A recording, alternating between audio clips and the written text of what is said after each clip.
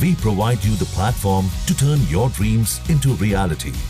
Give wings to your aspirations with KR Mangalam University. Air India ने पिछले महीने हुए अहमदाबाद प्लेन क्रैश के बाद अब एक बयान जारी किया है।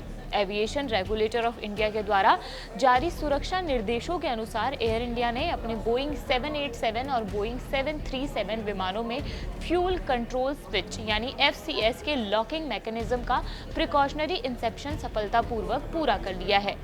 एयर इंडिया के प्रवक्ता ने कहा, इंसेप्शन के दौरान उक्त लॉकिंग मैकेनिज्म में कोई समस्या नहीं पाई गई है। उन्होंने आगे कहा, एयर इंडिया ने DGCA के निर्देश से पहले 12 जुलाई को स्वैच्छिक इंसेप्शन शुरू किया था और निर्धारित समय सीमा के भीतर उन्हें पूरा कर लिया। रेगुलेटर को इसकी सूचना दे दी गई है। एयरलाइन ने एविएशन सेफ्टी के प्रति अपनी निरंतर प्रतिबद्धता पर जोर दिया है। प्रवक्ता ने आगे कहा, एयर इंडिया यात्रियों और चालक दल के सदस्यों की सुरक्षा के लिए प्रतिबद्ध है।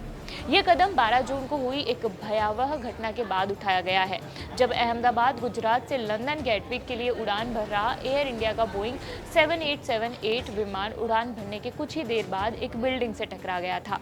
इस दुर्घटना में 260 लोगों की जान चली गई थी, जिनमें 19 लोग हॉस्टल की बिल्डिंग में थे, क्योंकि विमान एक हॉस्टल की बिल्डिंग में जाकर गिरा था। विमान में सवार 242 लोगों में से केवल एक यात्री ही बच पाया था। दुर्घटना के कारणों की जांच अभी भी जारी है, लेकिन तब से विमानन क्षेत्र में सुरक्षा प्रोटोकॉल और भी कड़े जांच के दायरे में आ गए हैं। Directorate General of Civil Aviation यानी DGCA ने त्वरित कार्रवाई करते हुए 14 जुलाई को एक निर्देश जारी किया था, जिसमें सभी संबंधित विमानों पर FCS लॉकिंग मैकेनिज्म का निरीक्षण अनिवार्य कर दिया गया था। बोइंग 787 ड्रीम लाइनर संचालित करने वाली एयर इंडिया और बोइंग 737 विमानों का संचालन करने वाली उसकी कम लागत वाली सहायक कंपनी एयर इंडिया एक्सप्रेस ने निर्देश के अनुरूप निरीक्षण किया। एयर इंडिया अपने लंबी दूरी के ऑपरेशन के लिए बोइंग 787 ट्विन ऑयल जेट विमानों का फ्लीट संचालित करती है, जबकि कम लागत वाली इकाई air India express Boeing 737 single oil jet विमानों का ऑपरेशन करती है। एयर इंडिया की उस उड़ान की जांच, जिसमें विमान में सवार 242 लोगों में से 241 लोग मारे गए थे और 19 लोग जमीन पर थे, बोइंग 787 जेटलाइनर के फ्यूल कंट्रोल स्विच के इर्द गिर्द केंद्रित है। दुर्घटना के 1 साल के अंदर घटना की अंतिम रिपोर्ट आने की अभी उम्मीद है। ये स्विच जो होते हैं, ये विमान के इंजनों में ईंधन के प्रवाह को नियंत्रित करते हैं।